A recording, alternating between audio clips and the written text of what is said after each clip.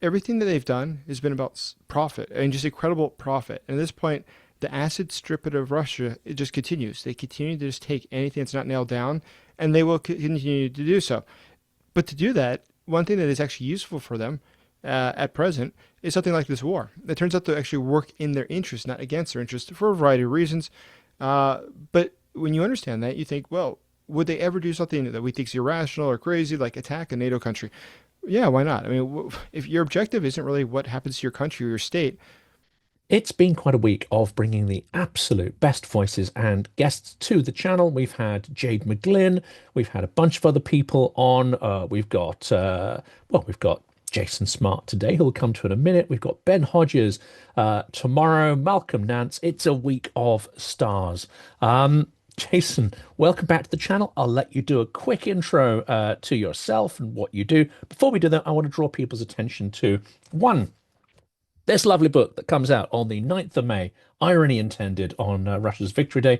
That is the book of the channel. Plus, also, we've got a fundraiser for vampire drones built by Skyfall, delivered to the Khartiia battalion. And these are crucial pieces of equipment to help Ukrainian army remain resilient. So just a plug for those two things. Buy the book, help us buy the vampires, and you will be doing your bit to advance Ukrainian victory. Jason, over to you and welcome. Well, great to see you. I look forward to reading the book as well. Congratulations. That's a great success. I'm happy to see that. It is, and yeah, now planning the next one, but we'll maybe over a beer sort of discuss the game plan for that one, because the hope is it brings in more people outside of the kind of activist bubble. It brings more people into awareness of what Russia is. That's what your work is doing as well. Sure. So yes, I do things related to the public side of my work is trying to get out what exactly is going on in Ukraine.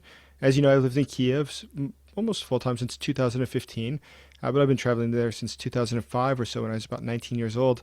But in addition to that, today, there's definitely a need for more people to understand Ukraine and what's going on, but also the Russia side. I think that there's a failure to understand the nature of the conflict, the nature of Russia, and what it really means, because people unfortunately view this as a regional conflict, which it's not.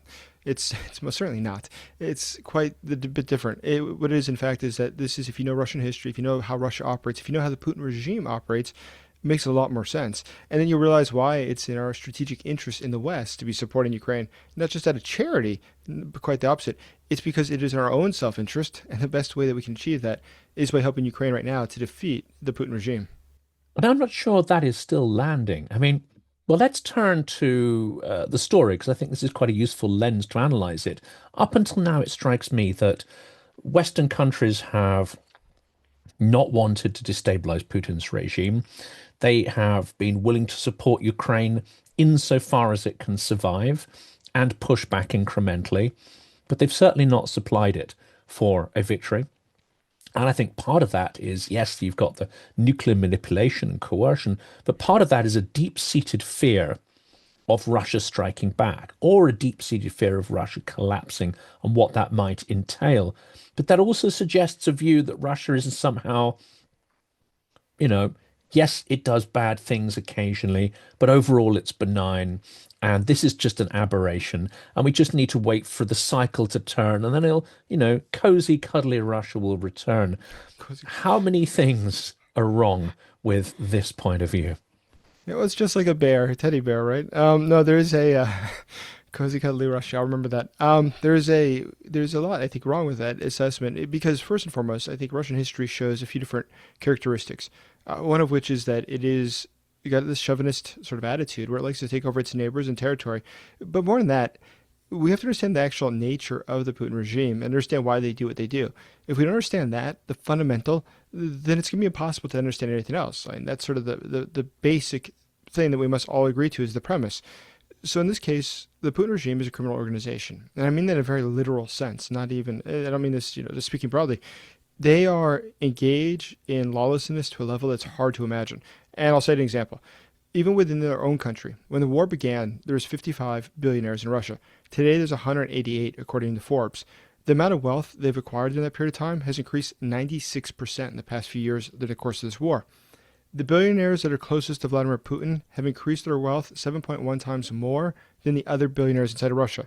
They've taken the state, that is, has taken through nationalization or the courts or other sort of processes since the beginning of the war about $65 billion worth of assets.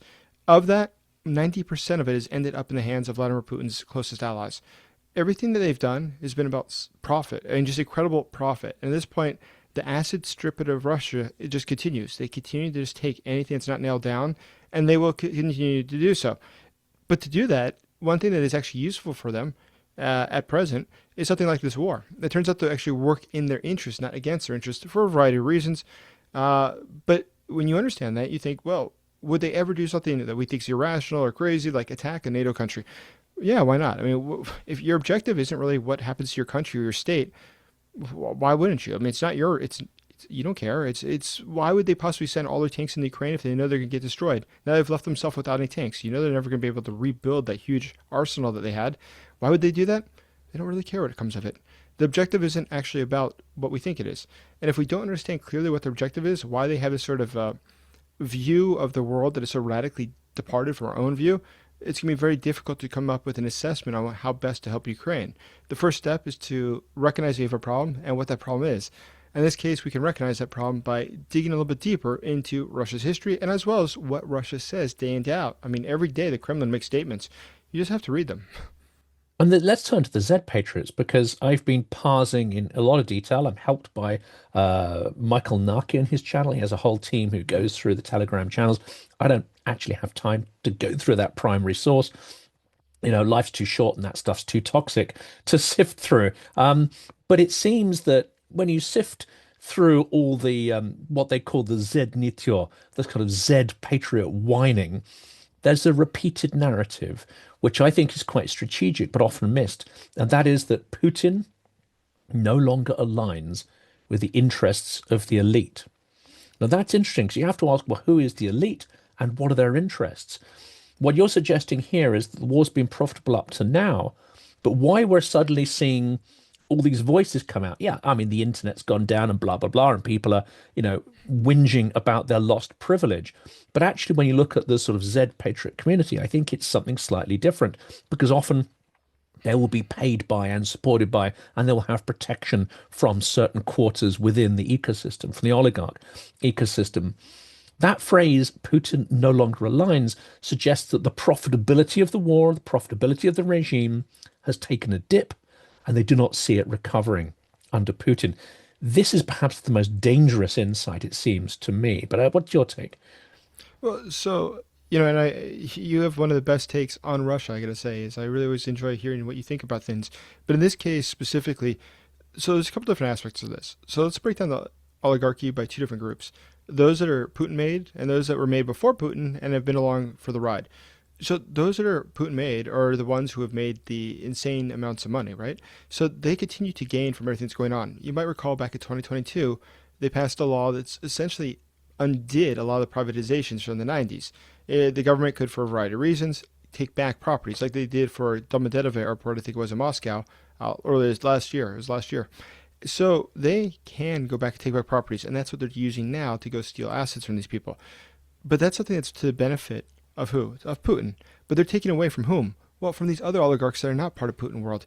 They're not winning on this. In fact, 1 in 8 of the people that is on the Forbes list of the top billionaires in the country, 1 in 8 of them has had their assets taken or nationalized or stolen by the government in the past couple of years. 1 in 8's a lot of assets to be taken.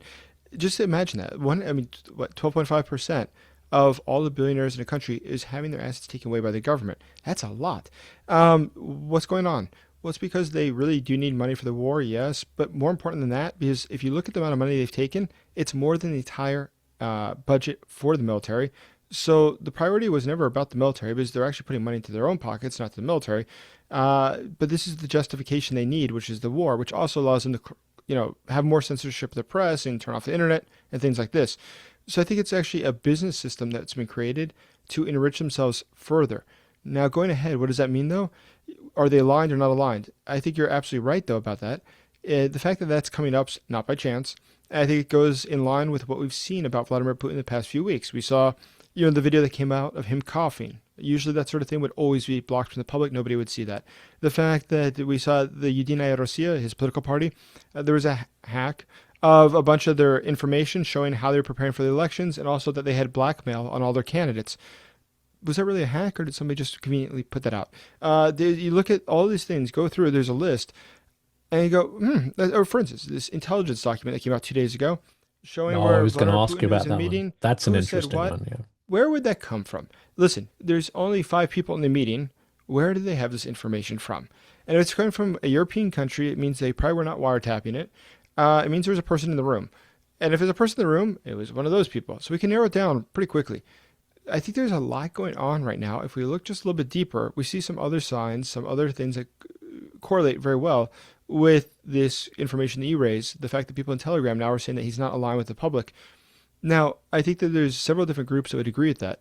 Obviously, I think the nationalists would agree with that. The nationalists are having a huge conflict right now with Belousov.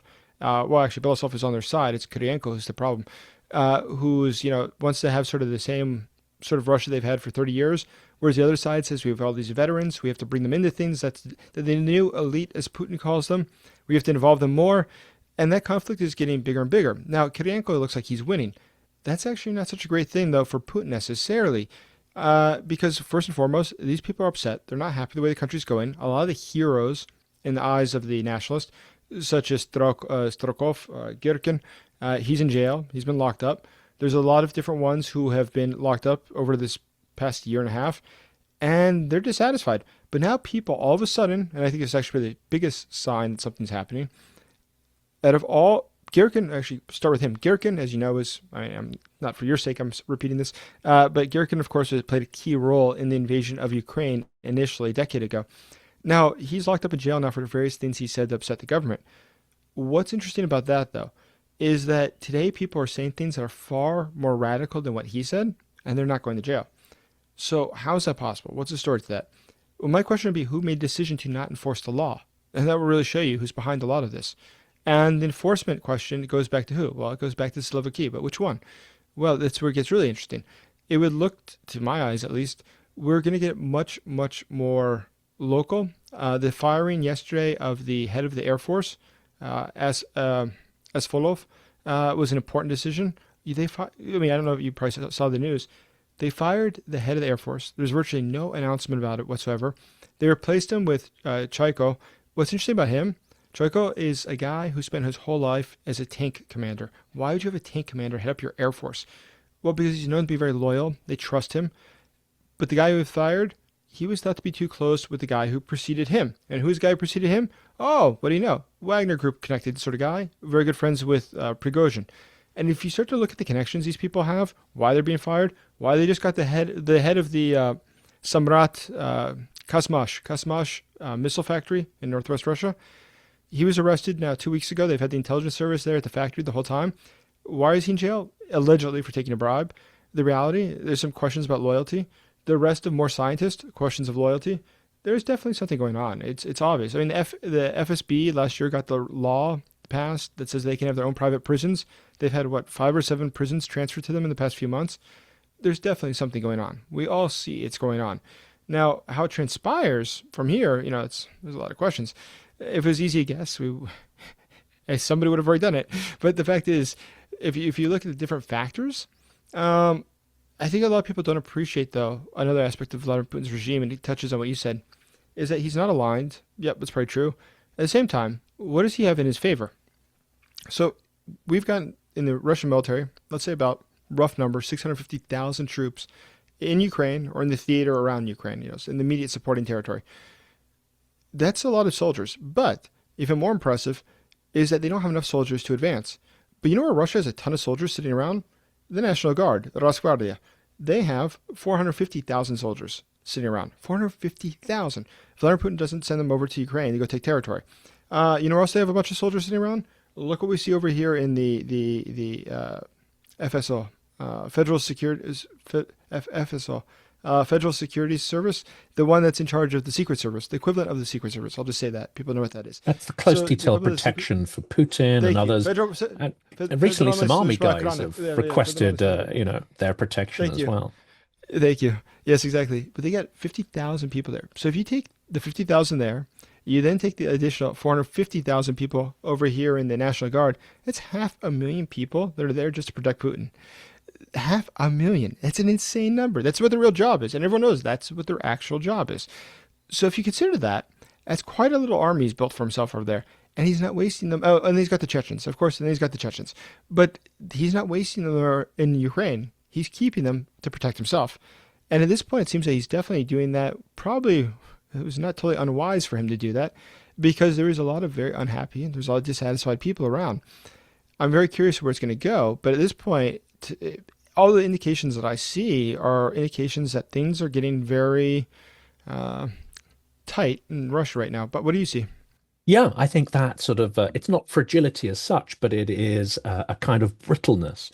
I was talking about this with David Dubato earlier, and the idea is that we don't know where and when, but Ukraine's strategy is to put the Putinist system under pressure, because once it comes under pressure, you don't know where the fissures will emerge, but you do know they will emerge.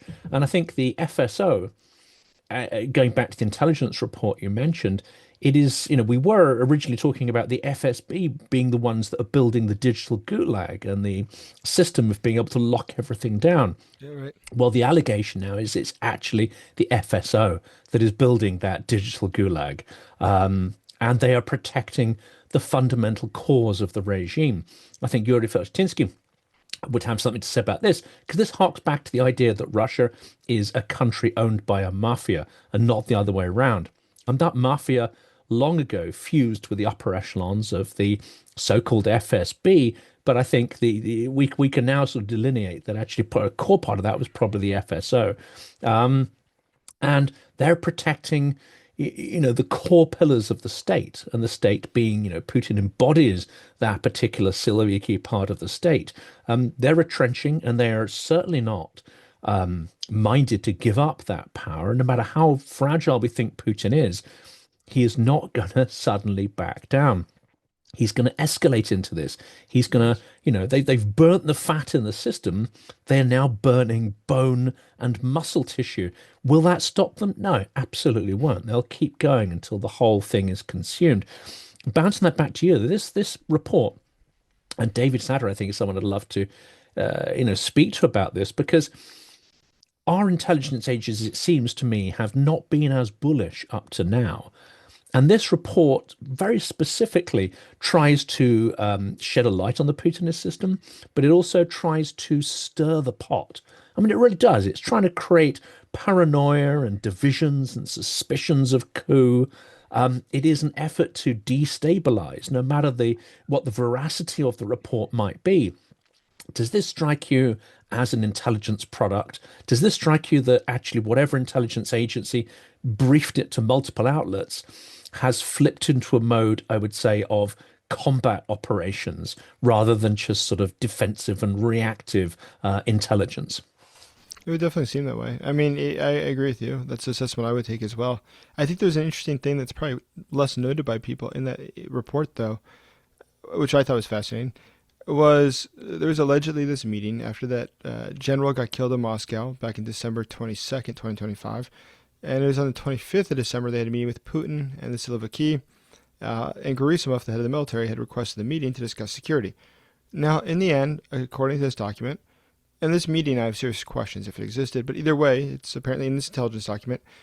What's interesting about it, and I thought it was super interesting, was that during the course of the meeting, Gerasimov said, "I'm concerned that the Ukrainians are executing or assassinating generals here in Moscow. We have to be able to protect them." And the response of the FSB was essentially, "We don't do that." Rosgvardia, the National Guard, said, "We don't have a budget for that." Come on, he's got 450,000 people. I don't have a budget for that. Can't handle that. Can't find anyone. Where would I find some people to do that?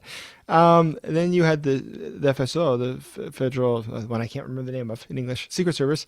And you have all of them, though, saying that they can't do anything about it to help. Now, what's interesting about that, though, is Putin then apparently on the spot, or he asked them all to send their ideas. But in short, he made a decision that it would be his own FSO, this Secret Service, that would take care of their security. And for me, that's an incredible sign. So, as you're probably aware, when you have bodyguards, they're with you all the time. They hear everything you say. They're very dangerous if they get out and they're not on your side. if you are paying for someone else's bodyguard, that's also a very dangerous proposition because that means that person has a spy with you all the time. He knows what you're doing all the time. And the fact that Putin's just so kind to suggest that he would send over his people, who he has vetted fully because they're his people, that to me, that's an amazing sign. That's why actually that part of the story I sort of doubt, because I think that I would hope Gerasimov is not so dumb that he didn't see that obviousness of what this all really means. The fact is, yeah, why do you think they just brought in? You don't have any of your people from the military. You can't have his bodyguards. You're going to bring in a guy from a different service to go with your people all the time, everywhere, and listen to all their conversations. Does that not seem like they're being monitored? And so it's quite obvious that's what's really going on there. What I think is sort of fascinating about that, though, if you look a bit further, is okay, what would be the motivation for that? Well, obviously, there's some serious problems with the military right now. Putin is not happy with them. You remember when they had the occupation of Kursk by the Ukrainians? They were failing time and again, the military, to expel the Ukrainians. And in the end, it was FSB was given or requested to have jurisdiction over the expulsion of the Ukrainians because they said, well, it's in the territory of our country already, so let us do it. And I was like, well, that's an interesting sort of fight to have. I wonder why they're doing that right now. But I think in the end, this is all going back to the fact that internally there's a lot going on. And a lot of what's being decided today in Russia, or decided when this war began, they're all interconnected. It's the fact is there's a lot of domestic reasons that things happen that we might not see. It's not apparent to us. But because it's not apparent to us doesn't mean it's not happening. There's a lot going on there that's of concern to them, which is stuff that we've never thought about. This is it. And unfortunately, because we never thought about it, we don't think of future Russia. We don't think of what comes next. We think of, unfortunately, we project our fairly simplistic political ideas onto it, and we just speculate about, well, what happens when Putin goes, and is it going to be slightly more conservative or liberal? That ignores, I think, the entire architecture of the state and all these different clans vying for resources, power, control. We know from the Stalinist period that you think of it as a red terror of communists against anti-communists, but actually that's not the real story of the red terror. It's all these agencies turning on each other and having each other's operatives killed. It's a fully out there mafia gang fight, much as you'd have Al Capone and whoever, or Godfather gangs shooting each other in a kind of turf war. This, I think, is the thread of what we go back to. They all know that Putin was the arbiter of disagreements internally, which prevented it devolving into a full shootout. And they all wanted to get away from that because it's not good for business. I need to do my terrible Italian accent there. This is not good business. But it is devolving to that. As the resources run out, inevitably there's going to be these turf wars, and it does look like the core Siloviki are staking their claim to those dwindling resources by building this digital gulag, by, as you say, the real internal coup is not the one that everyone's speculating about against Putin. The real internal coup, as you've said there, is Putin's vetted and trusted sources being embedded within the army, being embedded with the other organs of the state, essentially saying we don't trust you and we're going to control you. And if you do anything we don't like, we will destroy you as well, either physically or through judicial process. It's a fascinating proposition. Then of course we have to mention May 9th. What on earth is going to happen? Do you think Putin is already humiliated in that he cannot run the parade he wanted? He has no tanks. Regional parades are being cancelled. He is already in many ways looking like a wounded creature and a weak strongman. And you and I know that in the Russian system, the worst thing to do is to be weak when you're supposed to be strong, when you can't inflict fear on people. That surely is one of the signs that it's almost over if he cannot reassert this fear and coercion. Well, it's, at this point, it's sort of incredible because they, of course, made a lot of threats of what will happen if Ukraine attacks. But I saw even on the Russian military blogs, they said, yeah, we threaten them if they ever would attack Russian territory and if they ever invade Russian territory and if they ever strike Moscow. Like, how many times have we made these threats? At this point, what are we going to do that's different? What can you really say at this point that's going to change what they're going to do? But it's at this point, I think that there's a really good chance, especially with Putin. As this report highlights, he lives most of his life in a bunker, probably in Krasnodar region. What's interesting about that is a couple things. One, we know he doesn't use cell phones. He doesn't use internet. He doesn't, have any touch with electronics. So he is sort of isolated, but he's surrounded by people who are going to lie to him. Because there's two groups that we can be pretty sure he's surrounded by. One is, okay, military folks and stuff like that. But they're going to come and tell him that they're doing fine, that, it's because of NATO, they're not getting ahead. They're not going to say that we stole the money for 20 years and that's why there's nothing, we don't have any air defense. They don't tell him that. But who else does he actually talk to? Look at the Rottenbergs, people he's known for years that became multi-billionaires thanks to him specifically. They're making so much money in this war. They have every motivation possible to say that everything's great. We love that this war is going really well. It's got huge public support. And he listens to him. Actually, and speaking of which, look at the polling numbers. Who decided to start releasing polling numbers? I was really surprised to see that last week as well. When was the last time you saw in Russia polling numbers saying that Putin is not doing well and is going down every week? Who made the executive decision that they should all start publish that? Sorry, that's an aside though from what we were No, it is. I discussing mean, is it Well, the same people who encouraged Ilya Remeslo to come out with his it's got to five be. points? And there's something going on there, right? Well, so what we see, I mean, okay, well, yes, let's talk about it real quick though, because it is really interesting. So who's actually behind this? So if we look at the different things, if we were to plot this, right, on a chart and say, what do they have in common? Well, we have this pro-Kremlin guy, Remeslo, who went out and made statements after, 15 years of only pro-Putin stuff, all of a sudden saying stuff that Putin's behind. He's a war criminal, should be tried, should leave office. That's one. We've seen various other military bloggers saying very similar things. I mean, not as radical as his, but like-minded.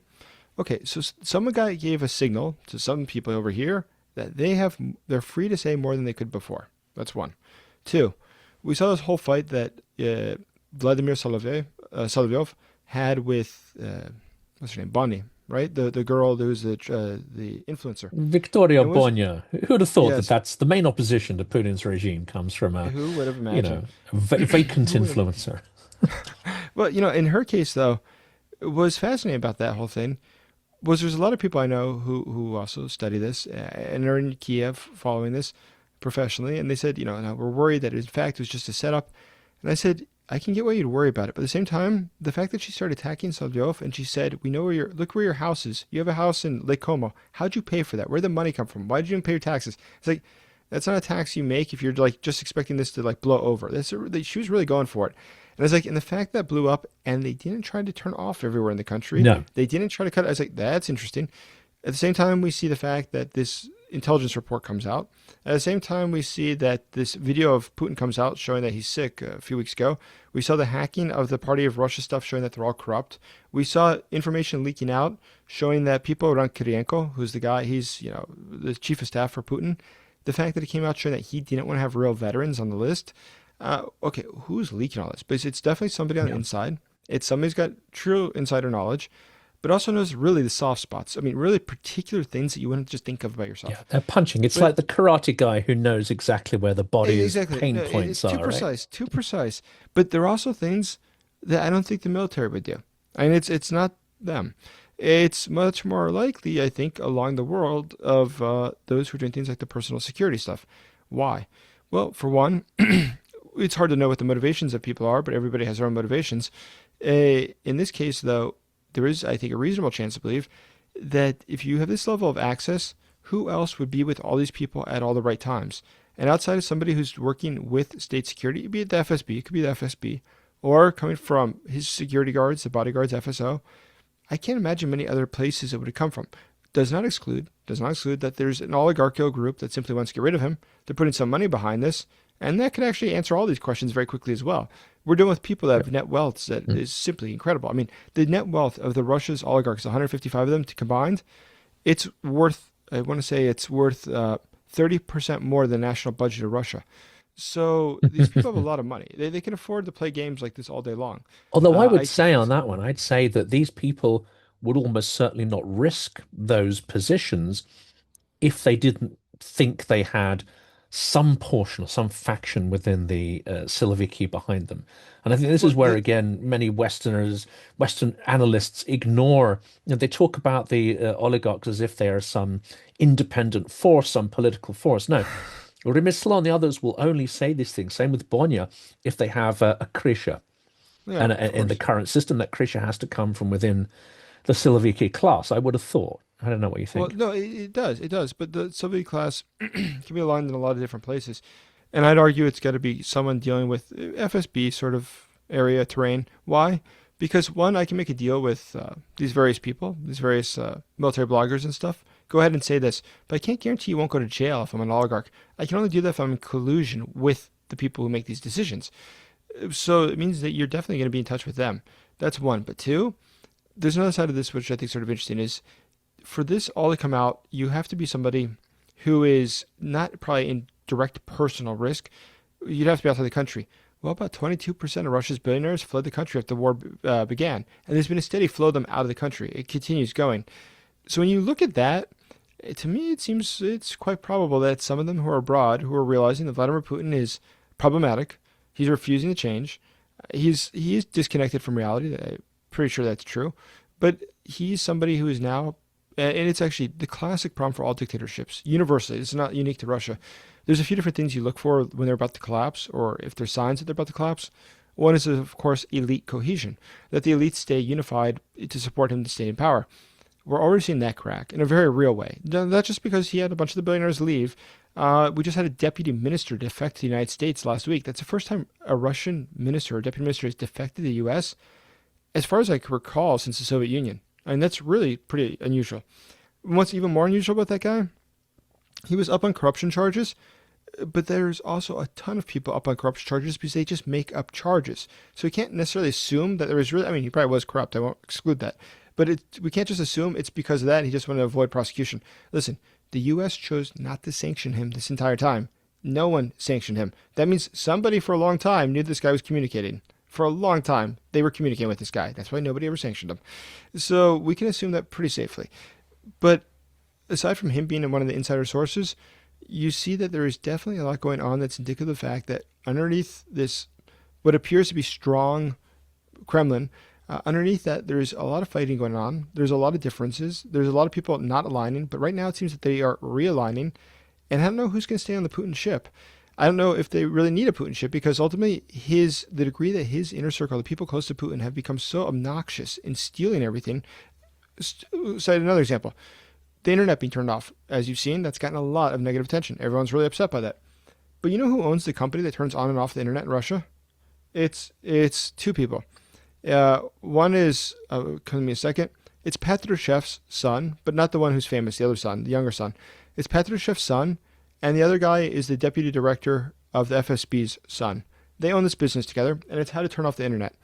Now, what's interesting about that? It's called X, actually. The company's called X. But the X company is got a ton of money, a ton of revenue.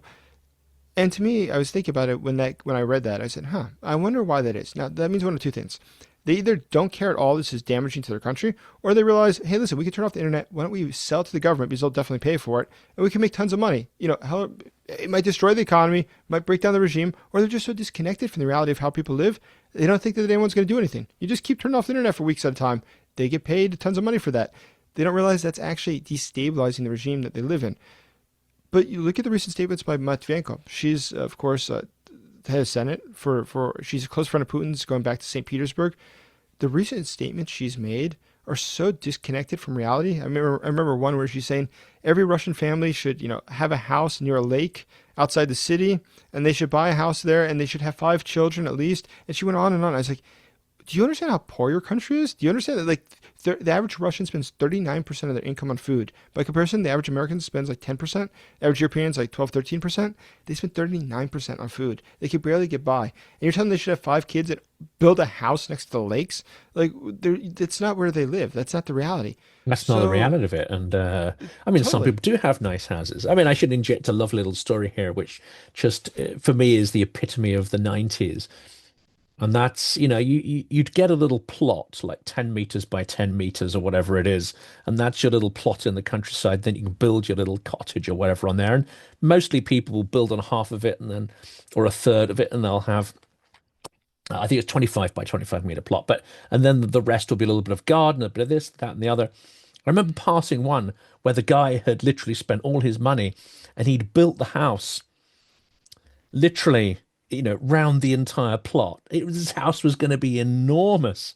And he'd sort of been saving up, and I guess every weekend he'd go to the Dutch, or he'd have bought a few new bricks and he'd add them to the pile. This thing never got beyond the second story when apparently he ran out of money, went mad, and ran into the woods and then lived on berries for 6 months, completely out of his mind. But that for me was that's the very epitome of this economy where you don't really think economically. You just carry on doing, driven by your ego and your ambition, and none of it's realistic, like you were saying. Well, it's a fascinating thing is right now, it's also a flaw, I think, in analysis in general to try to assign a logical reason for a lot of things. And it's one of the things I've always been fascinated by in history is how much time we spend trying to analyze, why did they make this decision or that decision? Maybe the guy just didn't sleep well that night and he was in a bad mood. He decided to do this. There could have been a lot less thought to this than you would have ever believed. And in the case of what we see right now, I do wonder to what degree these people, like Matvienko is the one I just cited, but this Patriots son, they're just so arrogant, so wealthy. They have billions upon billions of dollars, and they think that they're so above everything, and it's perpetual, that it'll just never change. Unfortunately, the Greeks wrote a lot about hubris. Avoid it. It's not a good thing. It's the worst thing that can happen to a leader. And, I think if we look back at world history, hubris, yeah, in fact, is a pretty bad way to go because it hits you. You've got to be connected, down to earth, per se. Unfortunately for them, they're not. And I think that's leading to a lot of, probably in the near term, very bad outcomes for them. It seems that lack of humility and hubris go hand in hand, and that is the defining feature of the Russian elite, especially those imbued with Russian imperial attitudes. They've come up against Ukraine, which has broken that. And I always like to end, with Ukraine being the focus. Ukraine seems to have, to my mind, at the heart of its culture, a deep sense of humility, but also creativity, conservative traditional values, and a will to fight for the land and defend, real things, tangible things, and to improve life. So it's like night and day, as far as I'm concerned, the two cultures. But here we come to the 9th of May. Putin was offered a ceasefire. He's already broken it. He's actually lashed out, as he always does, like a psychopath in the most vicious fashion possible. There are dozens of people killed over the last few days. Any hope of there being, I say hope, I didn't hope for a ceasefire because I think we need to humiliate Putin on Victory Day. But any hope the international media had of a ceasefire or truce is gone and done. Where will Ukraine strike on May 9th? I mentioned Kerch. Is this about to go? Are we going to have Ukraine raining on his parade? Or are they going to perhaps take advantage of all these strategic objectives, which now no longer have defensive systems around them because they've been sucked in, to protect the bunker Führer? So, one thing that I exactly that. So it's something I was just talking with somebody about yesterday was if you follow local Telegram channels in Russia, you can notice that they oftentimes do things that they shouldn't do, like post where the air defense is missing. And so there's probably a very good idea that the Ukrainians have at this very moment where in the country there is no air defense and they desperately need it. So if I was in the position of making this decision, I certainly would be attacking all those facilities on the 9th because we know as a fact there is no air defense there. And to give you an idea of how crazy the air defense situation is, I think we've probably talked about this before, is look at Tuapse. Yeah, that oil facility that's been struck 4 or 5 times. But what's amazing is the Ukrainians hit it, and they came back the next day and hit it, and they came back the next day and hit it. Now, what's interesting about that is that there was no air defense day 1, 2, or 3, which means they probably recognized that it was going to happen, but they just made a calculation that we can't afford to send the air defense for it, which is really bad math, but that's probably what they decided. They are making a lot of decisions right now that are so unbelievably dumb, so unbelievably unwise, that it's almost to the degree that I do wonder if there are not those who are trying to make the military lose.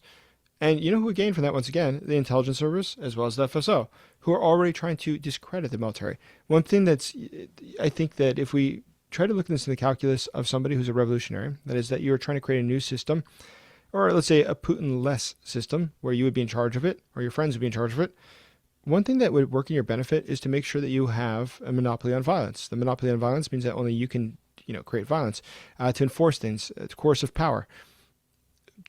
The military's got a lot of coercive power, but the only way you can get rid of the military is if you send them off to Ukraine. Let's imagine they get killed, and all of a sudden you have less and less armaments, you have less and less weapons, you have less and less soldiers, and you're degraded and degraded. That benefits you because your objective isn't what happens in Ukraine. Your objective is to make sure that your enemies for your upcoming war are not able to defend themselves, not able to take power. It seems to be the case. Now, what's interesting also is that look at National Guard a year ago. Zolotov, who's the head of National Guard, was given permission by Putin to finally keep tanks in Moscow, which was totally random because why do you need tanks in Moscow? Tanks are not used to put down protest. Typically, Tiananmen Square, yes, but that was unusual. Typically, they're not used to put down protest. You have them to fight with other tanks. Well, what happened? He has in Moscow in case there's a Prigozhin-like uprising. It's specifically for that reason that they're allowed to keep tanks in Moscow. They're already taking all the steps necessary to prepare for some sort of an event like that. So on the 9th, I think that I don't think, we'll see, I don't think that there's going to be something dramatic on Red Square immediately, but we can't exclude it. I think that the Ukrainians most likely will try a number of targets all at once across a vast domain of territory, because that's the best thing to increase your probability is do a lot of things all at one time. But the Russians, if you look at the numbers for the past few weeks, the number of drones going into Ukraine versus the number of drones going into Russia, Ukraine sending more drones into Russia than vice versa. Russia is now losing territory inside of Ukraine. There's nothing here that shows that the military is doing well. We see quite the opposite. Everything is going very not well for the military. The arrest of not just Shoigu's deputy, but the arrest of a number of other ones around him, they're all signs that there's definitely some hard desire by the FSB and others to eliminate them as a clan in the Moscow Games. And it's now, I think, about to reach the very hot point. We are reaching Hunger Games of a sort, the Moscow Hunger Games, which I can only just cheer that on and get out the monster bucket of popcorn. Jason, thank you so much for coming back on today. You always add deep enlightenment into this topic in a way that pretty much nobody else can. So I'm massively grateful to that. And I want to wish you a happy Victory Day. Let's hope it is entertaining, gruesome, and humiliating for the Swamp Empire. Let's certainly hope, Jonathan. Always great to see you. Let's unpack the book, The Dark Heart of Russia, because it helps to explain how we got to this point. It's edited by me, Jonathan Fink, the creator and host of the Silicon Curtain podcast. It's published this month by Gibson Square in London and is already available for order and delivery online, though officially the PR release will coincide with the Phantom Victory Day parade in Moscow on May the 9th. 30 interviews, 30 voices selected from over 1,000 interviews that have been conducted on this channel. And the lineup that we have put into this book reads like a who's who of the people Moscow would most like to silence.